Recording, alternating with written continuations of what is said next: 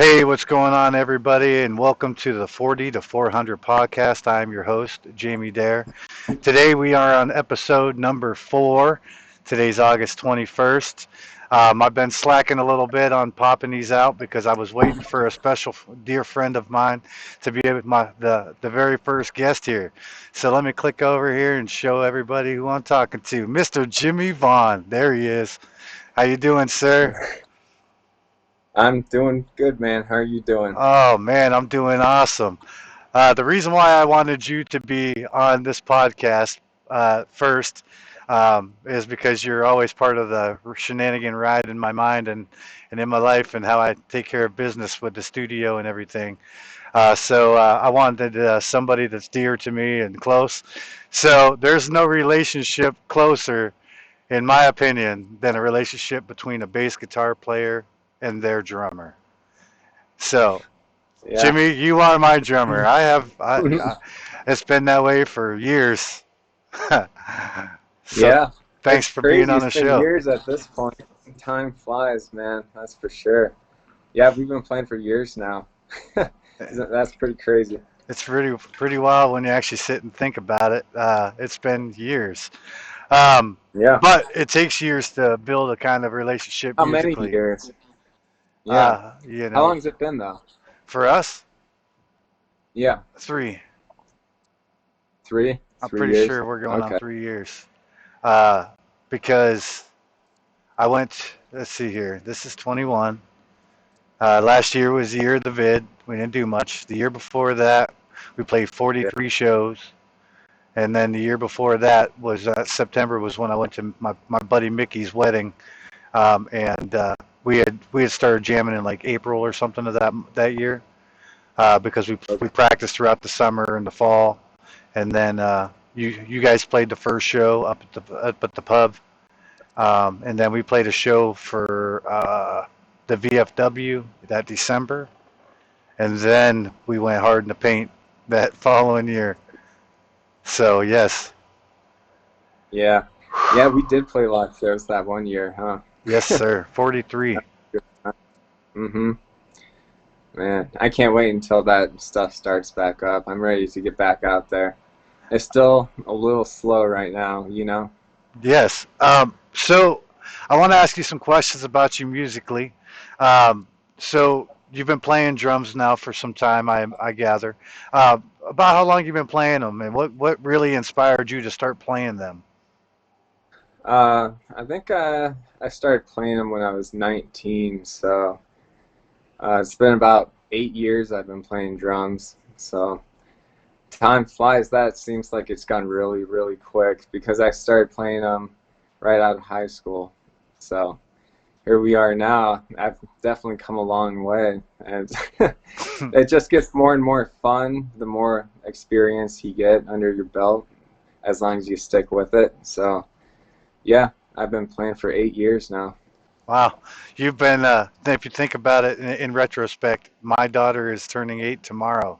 So when you look at Olivia and you see how big she gets and how old she gets, that's how long you've been playing drums, sir. That's perspective, right? Yeah, yeah, that's pretty crazy, man. Yeah. So you said you started playing right at high school, at the end of high school. What was it that really made you really want to jump on a kit?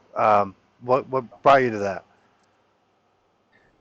um, I guess I started getting into music my senior year because that's when I met my buddy Adam Ronto, and we started jamming on guitar together. So I started getting into music quite a bit with that, and then I was like, what if I play some drums? Then it would almost be like having half a band, you know? That'd be pretty fun. We could jam and stuff. So I learned drums, and we jammed pretty much every day through high school because we were just totally into jamming. So I guess the goal in the long term was to eventually get in a band someday. So we were lucky enough to do that a few years down the road, but I guess I just jammed in my basement, not actually in a band for a good 4 years, maybe, or Wow. five. So that's when you basically are just learning how to play and just playing along to stuff with your headphones on. So yeah, that's when I was obsessed with the Red Hot Chili Peppers. They definitely had a big influence on my early music playing for sure. Yeah. Um, when you first started playing drums, I imagine it's pretty much like when you learn any other instrument. You know, when you first start strumming, or you first start tapping, or you first start hitting a pedal, you you you know you it's never really great what comes out. You know, for anyone when they first start. What do you feel was your biggest motivator to keep pushing past those missed hits or those frustrations of not being where you wanted to be? Uh, Yeah. I know I'm sure it's a lot of things that led to that, but what do you feel is your biggest motivator to pursue it? Um, I think when I first started getting into drumming, it wasn't actual real drums. I remember we had that Rock Band video game, and you had to play the drums on that game. And I guess they actually did make you keep a certain beat and rhythm with your hands. So it did cross over a little bit when I actually did sit on a real drum set. So There's another success story from Rock yeah, Band. basically, just started playing right away when I sat on the drums, and my buddy started playing guitar. It was I could pretty much play a simple beat right away, so it was encouraging off the start, and it was at that point, after the first time you do that, you're just kind of obsessed with it because you think it's so fun, it's something new. So at that point, you start getting a lot better day by day in the very beginning because you can get basically twice as good by the end of the day when you're first starting out. So if you're kind of obsessed with in the beginning, you can get to be a decent drummer fairly quick. You know what I mean? If you practice a lot. So I was definitely playing every day. So I think that definitely had a big role for me with I could get to where I was a pretty decent drummer after my first year of sitting behind a drum set. And also I think a big part of it was I wasn't playing by myself and just along to music on a CD or on your phone. I was actually playing with another person on guitar, so you get to learn how to jam with someone and at how to improvise and be more creative. So yeah, that was a lot of fun in the early days. I remember when I first started playing guitar, I was 17, and I used to spend hours a day. I practiced probably 8 to 12 hours a day, pretty much every day because I had, didn't really do anything else. And I played by myself for about the first year solid, and then I ended up getting fortunate to uh, go to a party one evening when I was 18. A friend of ours at the time told us that they knew a guy that had a band and they were getting ready to practice, and they're like, "We should go check them out. We can go and we hang out at the house and watch them practice." And I'm like, "Wow, that'd be fun," because I've seen people play in front of me, but um, never really thought I just want to go see it. And when I got there, they were asking if anybody played uh, guitar, and I'm like, "Yeah, I play a little bit," and uh, I showed them the very little bit I could do. Um, and there was a whole history in that, and I'll go down that path. But what brought me to that point when I first started jamming with those guys, the very first night that I strapped on a guitar and I played with other people, the first thing that I noticed, and I'm curious if this was the same for you in that scenario, is keeping time with other people is freaking weird. Yeah, because you're not playing like a metronome. No one is that consistent to where you're playing like a metronome. It's got its own groove and feel that everyone's following together.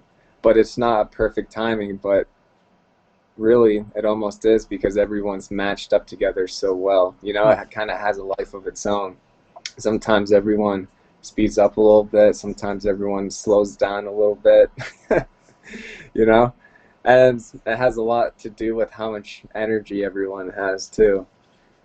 That's for sure. It might drag a little bit if you're a little tired, or if you have a lot of energy, you might go a little too quick. So it's that's something that you get with experience, is that consistency every night, where your beats don't sound like they're too slow or too quick. You learn just how to hold it down with the bass, which is what we've been doing lately, which is really, really fun. We've Yes, been having a sir. class. Um, so I have one question that I am going to pretty much ask everybody that I have on here, because again, this is a bass guitar ish podcast, but it's music. So you being a drummer, all right, you work very hard on your playing and your chops and your all that, because you know that you have to grind to get there. But my question for you as a drummer, not necessarily my drummer, but a drummer, what do you expect? Not what would be great, not what would be cool, but what do you expect from a bass player that you sit down and play in a band setting or even jamming? What is it that you expect from them? Now, what would be cool? That's the thing is Hmm. people put up with stuff when they play with other people. But what do you Yeah. expect? Uh, I think the biggest thing that I would expect is, when they're playing, I would expect them to also listen to what I'm playing. That's what I hope for. And I think if they at least are listening to me, then that's a good basis, because that's the only way you're going to find a good groove, is if you're listening and playing to each other, rather than just going off and doing your own thing and expecting everyone else to follow you. I think a good trait for a bassist is one that plays with the other instruments Hmm. rather than just doing its own thing. It ties everything together. That's an awesome answer, man. That's not what I expected. That's good, and that's why I've literally been thinking of this question for weeks, because all right. So now let's flip the reversal mode. Okay, now I am a bass player, but I've sang in bands, and I've played guitar in very few bands. But when I was in the role of not playing bass, I feel that what I expected out of a bassist was not was similar to what you said. You have to listen to the other players and they have to be there. Um, I expect I expect confidence. I expect somebody that's playing with the band, like you said, and not off doing their own thing or not focused on it because they're thinking of their what's going on in their life, or they're not thinking about what they're going to go do for dinner after practice. They're literally just sitting there in the moment. Those are things that I expect from a bass player. But as a bass player, what I expect from a drummer is I don't really have an answer for that because I didn't think of it on my end. But It's got it's to be something. well, no, all the things that you expect in a bass player. That's what I expect in a drummer. I expect somebody that's gonna go for a dance, man. Like when you're sitting back behind the kit, uh, we look at each other. We kind of give the nod, like we know we're about to wreck shop. Like you guys are gonna see some shizzle today. Right. Uh, Yeah, sometimes I see videos of us when we're playing, and I don't realize what I look like when I'm playing drums until I actually watch a video of myself, and I'm like, damn, I like to definitely bob my head a lot when I'm playing. yes, yes. I like to move a lot behind the kit. And you're moving to your thing. That's the thing that a lot of people when they first start playing with a drummer, that is some of the best suggestions right there. Uh, because I find the drums they'll do their thing. They'll play wherever. But if the drummer is doing this, then damn it, you better be bobbing your head and staying with that drummer because they are keeping time. They are in the moment. Yeah, They are going for that ride. They are dancing. yeah, That it's is almost what like a dance. I cue off of is your when you're playing, and any drummer I've ever played with, more than feeling out the kick and the snare or all that, it's where their body's at, where their body's moving. Because if I'm in the same Mhm. motion and in the same moment that they are, then I know we are grooving. It doesn't matter if it's wrong notes. It doesn't matter if there's a missed beat. It doesn't matter because it's together. Yeah, yeah. And what you're doing between the notes is just as important as the notes themselves, you know? You have to have like a good flow to your movement in between the notes to make everything blend together and sound well and be consistent, you know? You just have to keep your body moving in a certain way. So that's definitely fun. That's why I think dance beats are like my favorite beats to play. Just real simple beats that you can dig into real deep and just have fun. Get your body Those are moving. the, Makes you want yeah, to those are the jam. most Want you fun. Oh dance. yeah, Hmm. yeah. Nice simple beat. Yep. So here's where I'm at. Dude,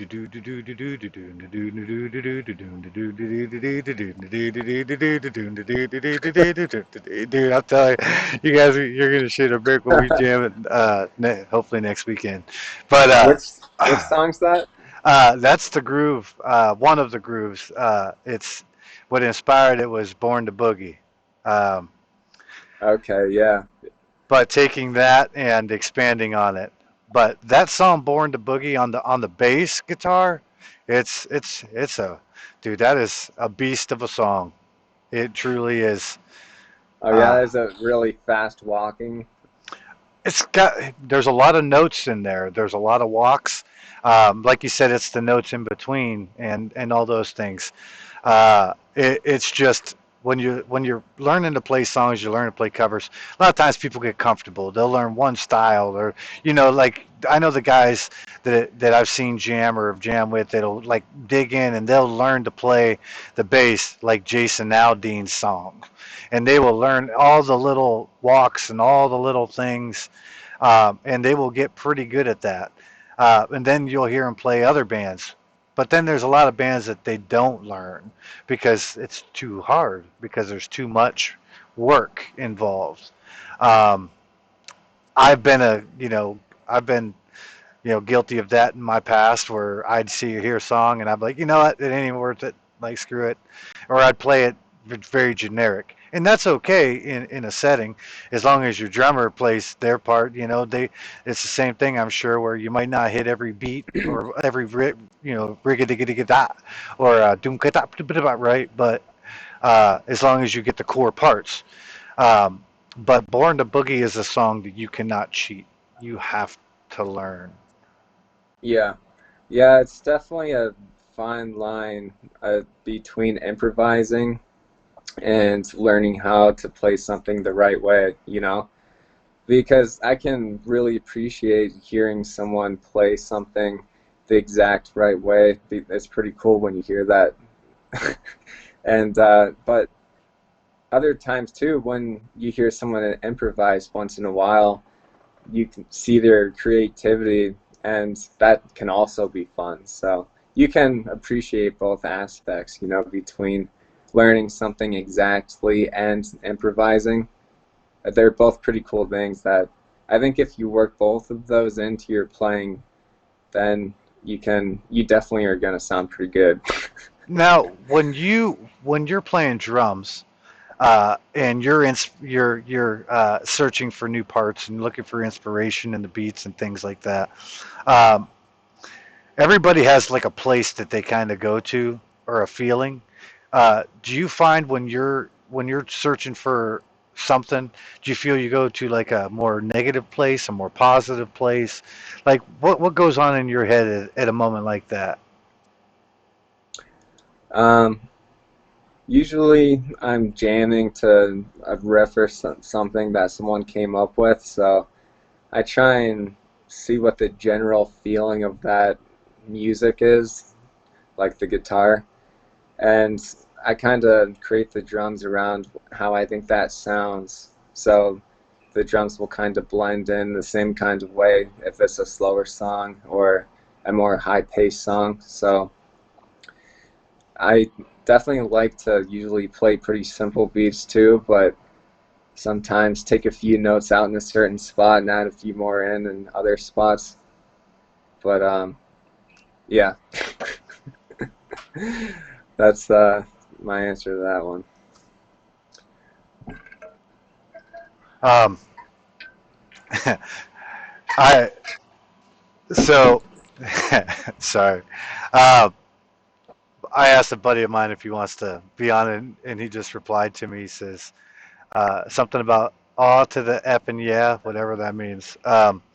Beyond what? The 40 to 400 podcast. Uh, Oh, nice. Who's yes, that? my buddy Luke.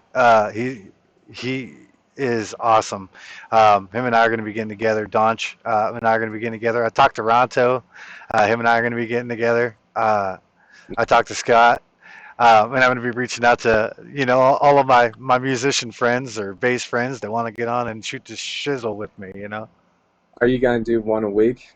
Oh yeah, oh yeah, that's my plan. Sweet. I'm That's looking forward to those. Those are gonna uh, be awesome. um, I'm trying to keep the pods like a half hour, 45 minutes, unless there's like a night, it's like a Friday night, got nowhere to be, and we're sitting and just laughing and talking, and it goes on for a while. But that's what I've been doing this whole time with this podcast is trying to keep I'm going to try and keep them shorter so people don't get bored or skip ahead too much or whatever. Um, so you play in south of 90. What? Anyway, sorry to get that off my chest. And you play in Next in Q, and Next in Q is like a southern rock, alternative rock, new rock, heavy rock, badass rock, get out of my effing face rock. That you guys are such a talented group together, uh, and not just sitting here stroking ego. You know, hands down, you guys are one of my most favorite bands, and I have been blessed with the privilege of watching a few years worth of that growing. Um, when you play, like, let's say you're learning a country song, for instance, like "Born to Boogie," and then let's say you're learning a song like "Pardon Me" from Incubus. Uh, do you find it's not going to be a question where it's do you like this one better or the other one because it doesn't matter. Like you're like me. I find enjoyment in both. I find different things that I appreciate about both that the other one does not necessarily do. But my question is, for drumming wise, do you feel there's more challenging drums patterns, which are considered the beef and meat and potatoes or the easy parts of the song or the main focus, the main groove, if you will? Do you find country songs sometimes more difficult to learn than the rock songs, or do you feel it's the other way, one way or the other? Um, That's kind of a weird that's question, and I don't know if tough, I yeah, asked it because they're right. both. It's hard to compare them both because they're so different. But Well, well, in the beginning, I was definitely a lot more into playing aggressive rock music and playing it like high energy and really hitting the drums hard. Sometimes cutting my finger and getting a bunch of blood everywhere, which was a pain in the ass. I did that on numerous why occasions. they It call was you just that Knuckles? Because I bloody them bad. up all the time. Yeah, it was like a crime scene when I was done. It was bad. But uh, I've learned to calm down and play a lot easier because I play more country music now, and that's country music's more laid back. And I've come to appreciate that a lot because I like to just relax and sit in the pocket and have a good time and jam out that way, and not so much go crazy and play real hard and kill myself on the drums. But it's But nice to unleash the beast every once in a while, I'm sure. yeah, just every once in a while, it's a good time, but not every song, you know. um, I remember when I learned to play. Uh, I was playing in one of the first cover bands I played in. We were playing songs like, oh man, Gasoline, Needles, from Stained or Seether. Sorry, we were learning Mud Shovel and songs like that from Stained, and we were learning songs from Godsmack and all that. And I remember playing those heavy grooves and just being right there, uh, just trying to lock it in with the drums and just trying to really, really go for a ride. And I remember it felt not like an animal, but if you felt like a fierceness inside of you, like, yeah, Yeah. I'm doing this is where I'm at, and I'm fierce, and I'm straight chest. And I find at times that playing country bass lines, I do the same thing, but in a more delicate way, because I feel for me as a bass player, um, it's not like dun digga digga digga dun digga dun dun dun dun dun digga digga digga dun. You know, it becomes chops like da doon da doon da doon da doon da doon da doon da doon da doon da doon da doon da doon da doon da doon da doon da doon da doon. You know, and when you're doing that, it's not just going, oh, I'm going to hit this note and this note and this note and that note and that note, which helps, but it starts with the natural groove and the natural rhythm of the. And the only way you're going to get that is with a drummer that plays that. A lot of drummers Mhm. that I've had the pleasure of meeting and talking to and playing and learning by, a lot of them have never ventured into playing those more shuffle beats, those more poppy, pop 40-ish, beats. And that's something that you and I have talked about. And I told you that I've always been so impressed by the way that you learn them, because a lot of people don't do that. I don't know if they're too scared to, or they don't feel that it's worthy of their time or whatever. But what makes you want to learn those grooves? Just because they're fun to play, or? The poppy grooves, Mhm. like on the modern country music. Yeah. Yeah. Uh, I don't know. It's just something new and different that you really haven't heard before, so it's kind of a freshness to it. And I don't know. I think it sounds good with the new music they're putting out, like Luke Combs and Dustin Lynch. Like their drummers have like a real distinct sound, and I think it's a good groove, and a lot of people are. That's why a lot of people like that music right now. That's why so many people are into it. So I've just been embracing that, you know. And it's funny, there are a lot of people that don't like that kind of music so much. You know what I mean? No, it's There the are a truth. lot It's that, funny. yeah, but I've really come to enjoy it. Like the older I get, the more I enjoy country music. I remember the first time that this guy I knew approached you, because he had heard through the grapevine from another musician friend who said, "Hey, you should talk to Jimmy." Jimmy said he'd probably like to try out for South, for South of 90, because we were looking for a drummer at the time. And I remember I was like, "Yeah, man, country's not what you think. It's crazy. It's crazy. It's crazy. Like, Yeah. it's not what you think." Uh, so I got you 5 songs, if I remember correctly. It was 5 songs, and you showed up like 2 weeks, 3 weeks later, and you knew all of them, and you killed it better than the band played it. Uh, and so the reason why I'm bringing that up is because what was going through your head at that time frame when you're like, okay, this is a brand new genre of music. It's songs that I don't know. I've never heard of these guys. Luke Combs, is it like the comb in your hair, or is it like a honeycomb? So what was going through your head when you first started diving into the country period, these Um, 3 years ago? I don't think I was totally sold on it right away, but I just wanted to play with other people so bad that I was like, screw it, man. I'll play country anyways, even if I don't like it. I'm a player for polka. Yeah. And then the first time I saw a country band out live, I don't remember the exact occasion, but I just remember thinking, wow, country music's a lot better than I thought.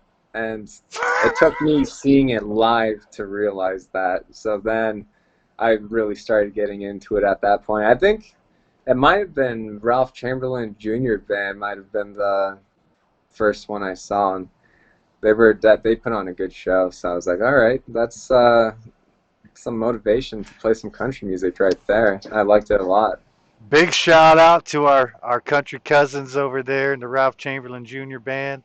Uh, recently, the Ralph cut his fingers it, with a table saw, and thank goodness, the power of prayer and all that. He's gonna be healing up very well to anyone that follows them.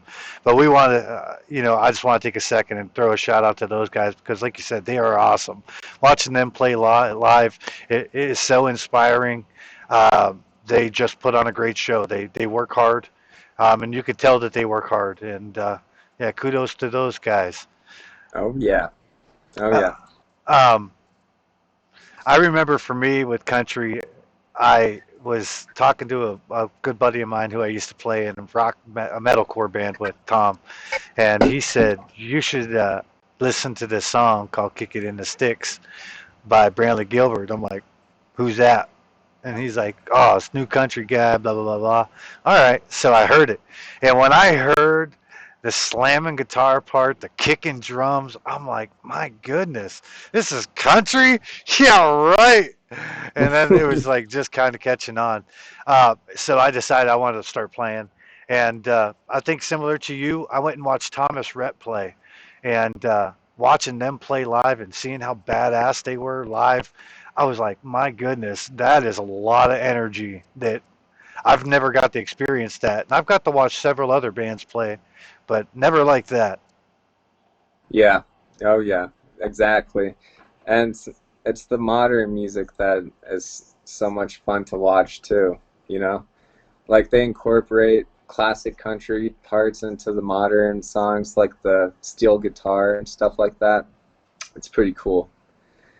Especially like that Kiss Tomorrow Goodbye song. Who's that by? We Luke play that. Bryan.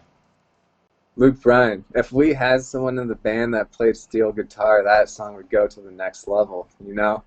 That song, Could you imagine that ride? Oh my yeah. goodness. It almost makes me want to learn it, but then you need someone to play drums.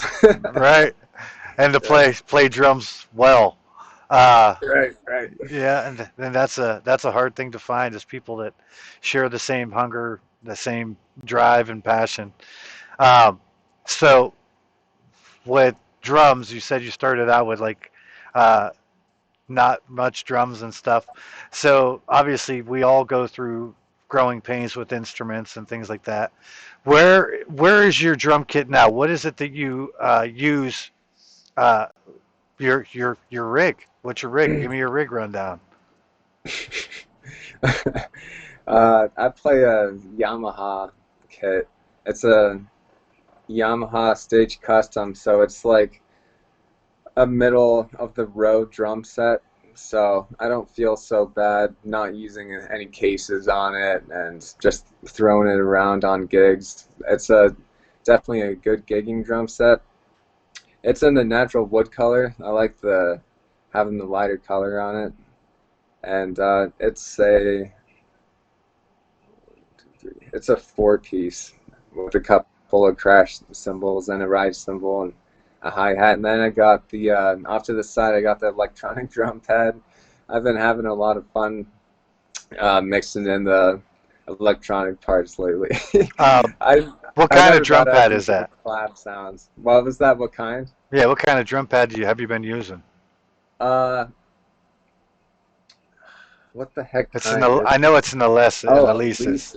Alesis. Uh, Yeah, it's an Alesis is drum this pad. Pad Pro or something like that? Yeah, yeah. I'm on like my third one. This is great. Buy the But warranty, folks. Buy the yeah, warranty. exactly. I just keep getting new ones from them. Now, But to a yeah, new drummer or somebody that's been playing drums for a while and they really want to take their drums in a more forward approach, uh, What would you suggest them get, or something you would tips for the drum pad? I know you use a different pedal, like a stomp pedal and stuff, for when you're playing acoustic gigs. What is that really? What kind Is is it it? just a drum trigger that they could probably find Yeah, on Amazon or something? yeah, it's the Roland kick drum trigger. Yeah, I think that's what that's called. But Gotcha. Roland makes the real durable stuff. If you buy their stuff, it's probably not going to break, but it's kind of expensive. But so you gotta choose whether you kind of want the middle of the road stuff, which will get you through, but it'll probably end up breaking, or invest in the expensive stuff. So I went middle of the road when I got the drum pad, and that's how it goes. You know, when you it breaks every once in a while. So eventually I'll upgrade, but You gotta get your money out of it first, though. yeah, Um, yeah. so what kind of cymbals you got? Crash cymbal. Zildjians. I use Zildjian A customs, and I got the Zildjian K hi-hats, and then uh, a pasty ride cymbal, which is pretty cool. I think moving forward, I might get more pasty cymbals because I really like the sound of the ride. So I might start crossing over to more of their stuff. So you're gonna venture But into pasty stuff. yeah, yeah, cymbals really, if you invest in a good cymbal, it makes your drums sound so much better, you know. Even if you have a good drummer behind a bad sounding kit, you're gonna pretty much sound shitty. So you gotta have some decent stuff. And all the cheap cymbals that they sell you, they never sound good. So you have to invest a little bit. um, And it's the same with bass, right? oh yeah. What kind of drum heads you using on your kit? I always use Remo or Evans. They're the two big ones, and as long as you get anything from them, uh, they're usually gonna sound pretty good. I have the clear drum heads on my toms, so they ring out with a little more resonance. I kind of like that sound, and I have a snare drum head that kind of has like a black dot on it that's supposed to dampen it a little bit and reinforce it so you don't actually hit through your snare drum. I've actually only done that one time, I think. Played a snare so long that I couldn't play through it. But I've been playing on my current snare head now for a few years, so I might break eventually. I'm gonna see how long I get out of it. What kind of bass pedal you got? It's a Pearl double bass pedal. I think it's one of their lower end models, so that might be one of the things I invest in next is some better double bass pedals, because you don't realize how junky yours are until you jump on someone's kit who has like really nice bass pedals, and you're like, oh shit, I should invest because these feel way better. Oh, dude, I feel that. I feel that. Uh, what what size sticks you using? I use 5A hickory drumsticks from Vader. I use the Vader 5A drumsticks. And I think the only reason that's the one I use is because those were the first ones I bought. And once you get used to them, you don't want to change to anything else. So I just use those because they're the first ones I started using back in Um, the day. yeah, so you've just developed the habit of them. They're your starting point. No matter what kit you play on, as long as you have the same sticks in your hand, you know you got a starting point. That makes Right. sense. That makes sense. Mhm. Yeah, they're a little bit on the lighter side too. So they don't break your cymbals and stuff like that quite as quickly. If you could get if you could get a drum deal, whatever they call it, a drum sponsor, would you Yeah. would you get a different pair of sticks if you got a sponsor and they got you something that you chose? Would you use those all the time, or would you feel lost? Oh, dude, I would easily be bought if anyone ever wanted to sponsor me, dude. I would play with anything. That's funny. Doesn't matter. It doesn't matter, man. It could just be like a dull stick, and I would use that. um, so we've been using in-ear monitors a lot lately. Uh, do you feel when you're playing shows without the extra monitors on the floor, do you feel that the music's missing something up front because you've spent so much time in the back that you've heard the show and you felt it on the stage side towards the back? Do you feel without those monitors up there, the stage feels different for you, or do you feel that maybe it feels better since you've started using in-ear monitoring? Um, ever since I started using in-ears, everything has just sounded so much better. That's for sure. So I think it's a big improvement because you can level everything out just the way you like it with the system we have. So I get the right level, and then uh, I don't really have much of any of my drums coming through my ears because they're so loud. I can just hear them in the background. So I don't really have myself mic'd up too much, and then I just play along with what I have coming through my ears, and it's pretty clear. So I'm a big fan. I've, it seems like 90% of the time, if you go to like a festival or something where they provide sound, the monitors they're like always blown. On sound check, you never get them right, you know. So I don't know, I've never messed with the monitors too much. You almost end up just ignoring it sometimes, and you don't even care what's coming out of it. You just ignore them. Yeah. Uh, so when you're playing, and you're playing, let's say, a bigger show, like a festival or something like that, and the band's really grooving and really locking in together. Uh, what is your favorite part of that? Just the fact that everybody's there, like it's a sigh of relief that everybody's playing it well, or like what goes through your head when you hear that moment up on stage? Uh, I think that's kind of what hooks you into playing live, is the adrenaline rush you get when something's going over well and people are watching you that are feeling the music and they're really enjoying it and getting up and dancing to it.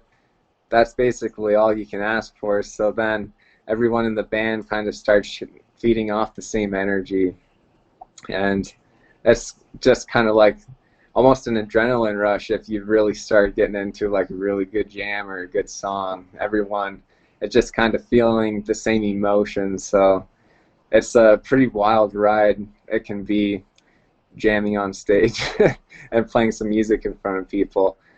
And I think everyone can remember a few shows that just went over real well, and you just want to keep having those kinds of shows, so you keep playing out, you know? It hooks you. Oh, it sure does. It is something magical.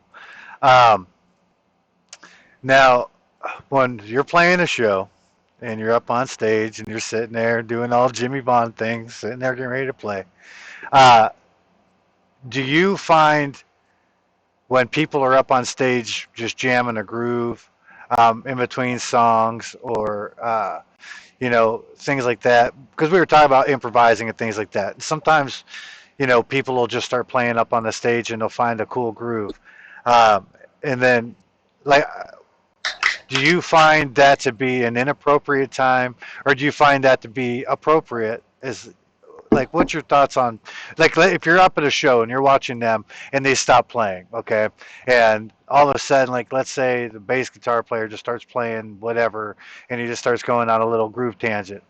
Do you enjoy it when you get to see the drummer jumping in with them and just seeing what happens, or do you think that is not the time? I think I don't have a problem with that at all. They can do whatever they want. They're just kind of having fun and jamming, and they're the ones playing the music, you know, so they can do whatever they want. And I enjoy when they kind of jump around and play a few songs that you might know or recognize. It can be fun. So yeah, I don't have a problem with that. That's awesome. We actually do that quite a bit. Yeah, we do. And some people are like, man, you guys sure do jam around a lot. It's like, yeah, we sure do. Yeah. Some people, they're just like, oh, I get to the next song, And I've heard people say that and stuff. But I know I've always been very proud of what we do at our shows. It's always fun to just get into a groove.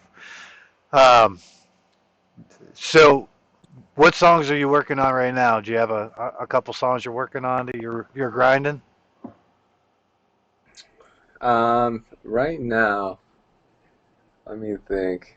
I was actually just playing drums before this podcast because I figured I better play some drums to get that That's muscle why you're going. so sweaty. Were you watching Yeah, Cops? No, exactly. playing drums. It's watching Cops. And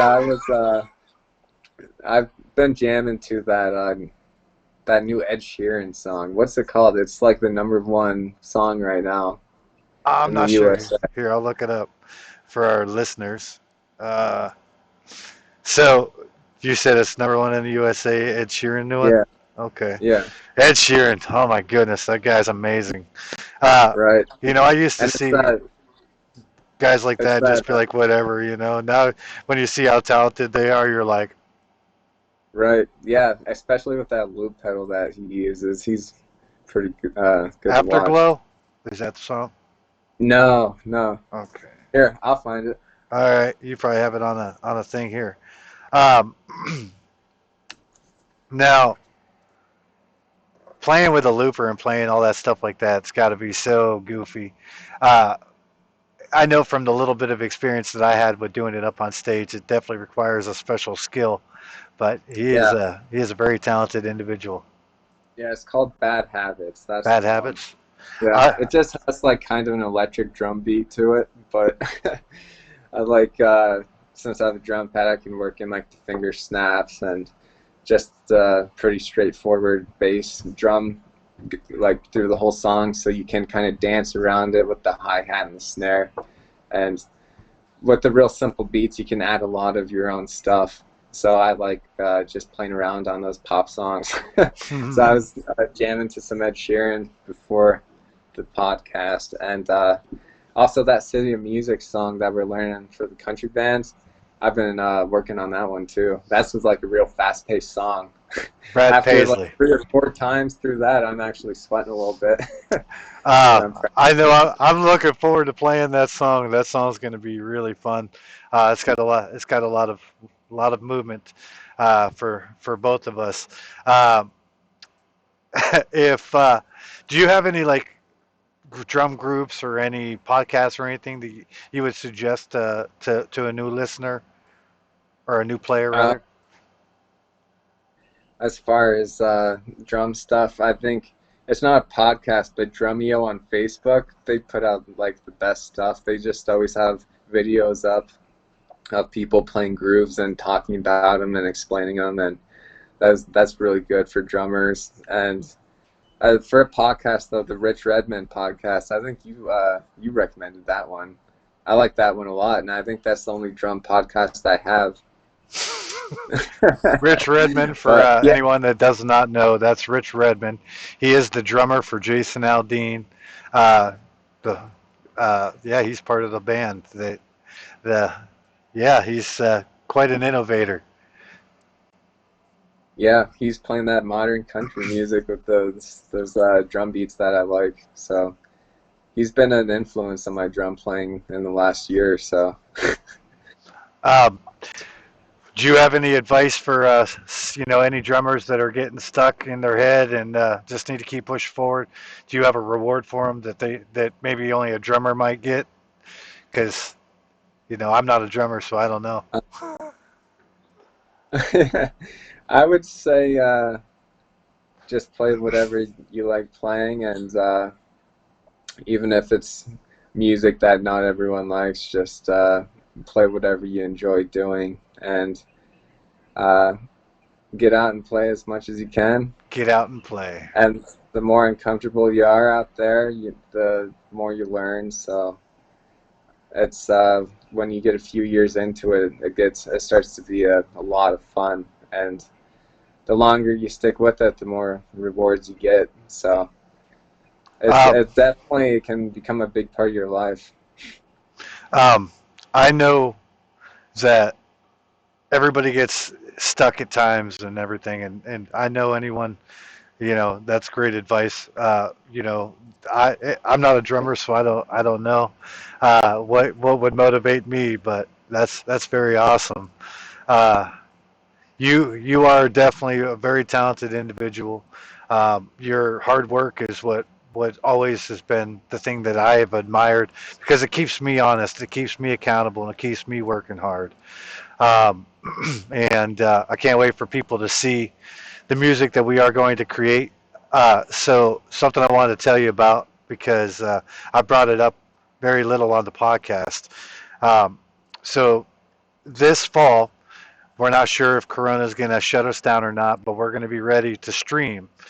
Um, yeah, so Mikey Mike, our sound guy, and our close friend, he come over last night and we finished polishing off the blue room.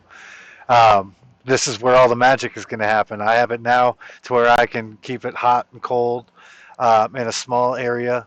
It's going to be perfect for a lot of things, but we're also going to be set up to stream. If you remember correctly, a problem that we had as a South of 90 band was I have a Behringer XAir 18, and trying to get that to talk to the computer live on Facebook with 1,000 people watching, and it did not happen. That was a little overwhelming and frustrating. So if you remember, I found a way around it. I took my two main outs and I plugged them into a USB interface, and then I just brought their volumes up to zero and used that. So Mikey Mike and I last night um, figured out how to get the Behringer Air to do it by itself without having to use another system. So now we have 145% control of everything that we are going to be projecting because it's 18 channels, but we'll be projecting 16, up to 16 live at one time. So I'm really excited that when we do that, people will be able to hear the way your cymbals sound and the way your drums sound, the way that your grooves are going to be. Um, do you think live streaming is going to be different and weird without the energy, or because you've had to do it in the past, are you excited to be able to do that even again? Yeah, I'm excited to do it because it's kind of just like jamming with your buddies, except it's on video. So I always have a pretty good time doing the live stream.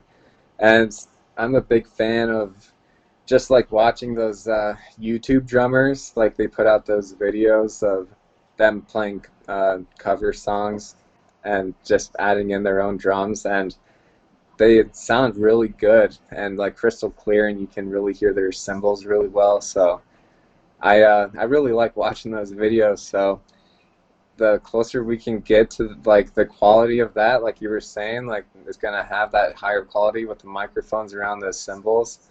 I think that's gonna be a lot of fun. So I'm looking forward to it. That'll be pretty cool. I hope that not everything closes down though, because I still want to get out and play the bars and whatnot. Yep, me too. It will be nice, I think, with to get now that is going to be set up. I might encourage to do it a little more often because I still think we should be doing one once every quarter or once every you know once a once every couple months or once every 6 months or something. Just because there's a lot of people that can't get to the shows because of either being concerned about things there, sanitization, or there's people that are elderly and just can't drive, but they have Facebook and YouTube. Um, so I'm super excited about that as well. Um, I'm excited for the listeners to be able to hear you play uh, with all those, cymbals and all those instruments. Um, so your band that you play drums for, South of 90, you guys just put out a new single, from what I hear. What Oh yeah. what's the name of that song? That's life today. Life Today. That's a great name for a Yeah. song. I should definitely check it out and look it up. Where can I find it at? Anywhere, anywhere. Anywhere. But it That- cracks me up when Jerry goes through the list of places you can find that song. It always cracks me up. He says Spotify, Apple Music, and then pretty much anything after that, no one even knows what it is. Napster. I was he's like, I catch thought that was he's back in he's catching up. 2000. He's catching up. Yeah. Uh, It cracks me up. what what what what about that song? Now, as a musician, you find different things you like about every song you play. What are the things that you love about the drum work that you do on that song?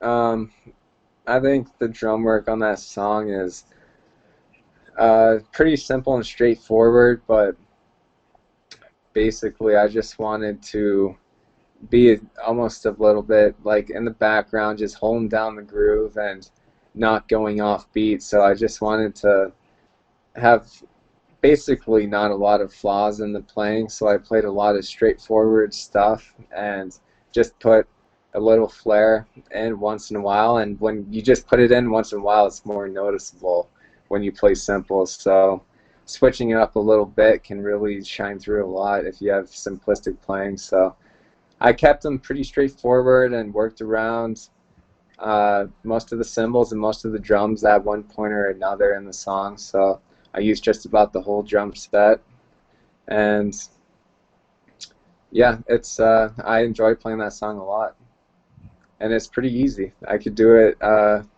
with one hand probably. Um, so when you say do little variations and things, and what for people that listen to music and might not know a lot of understanding of the theories or the breakdowns or the builds of the songs, that doesn't matter. So basically, every song has verses, choruses, and bridges.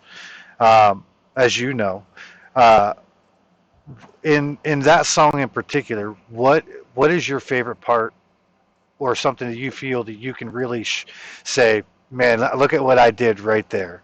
Would it be a verse or a particular verse or a particular chorus beat or a bridge thing that you might do to like a little flair that someone can know that that was like an idea? You're like, I'm going to do that right there to make it different. On that song. Hmm. Um, I think the transition from, let me think, it's at the end of the chorus, you we all hit the same downbeat, and then it kind of hangs on it, and there's a lot of dead air there, and then I do just a small drum fill with the hi-hat opening and closing real quick, and then hitting the snare, and then hitting the tom, and then crashing back into the guitar riff of the song. So it's basically everyone's just hanging in a little dead air, and then it's time for the drums to do something. He's like, come You, on, boys, I got you. you gotta choose your fill there. So I like playing that drum fill. So that's probably my favorite part. Well, everybody that's listening, if you haven't heard South of 90 Life Today, you should definitely check it out. And then take a listen to that part, see if you can spot it. And if you can find the part in the song, why don't you go ahead and leave us a comment on the video or wherever you're listening to this podcast at. And if you have anything that you want to, ask Jimmy uh, or anything, maybe you could find us on YouTube with that song and with this video. Jimmy, like I said, I'm trying to keep them short. As you know, I can talk all night, but I just really wanted to say thank you so much for joining me on the 40 to 400 podcast today. It was really great to have a drummer's perspective, let alone my favorite drummer. I wanted to say keep doing what you're doing because, as you know, your hard work is paying off. Um, I feel that I'm the luckiest bass player in our area because I get to play with Mr. Jimmy Vaughn, who works hard, and that's what I love, and I hope that the music always is that way for us, and we never get jaded, and we never be comfortable. I like Yeah. being, always vulnerable. I make Hmm. lots of mistakes, especially during shows and practices, and Right. and it doesn't matter where I'm at because I'm vulnerable and I'm reaching. You do that on, in a different setting, uh, but I just want you to know, man, you do great. You are awesome at what you do, and even more importantly, you're a really awesome guy, and I hope everybody got to enjoy getting to meet you. And if they wanted to check you out anywhere, is there anywhere you wanted to add, or any videos or anything you wanted to say on your way out? No, I'm not pushing too much content right now, but that's funny because you have a few things you could probably plug. Yes, sir. Um, I would say you can check out Mr. Jimmy Vaughn here for South of 90. You can check out some videos with Next in Queue. Um, and stay tuned to the South of 90 Facebook page, which is South of 90 after facebook.com/South of 90. Um, you can stay tuned for updates and see when Jimmy will be playing future broadcasts and shows. Again, it's been a pleasure. Thank you so much for taking time out of your day to get on and talk bass with us. Have a great one. Thanks for having me, man. Yeah, it's been a lot of fun. That was a good show. So I'm looking forward to the coming weeks with the rest of your guests. Hey, Thanks a thanks, lot. man. I appreciate it. Uh, Yeah. thanks, everybody, for checking it out. Have a good day.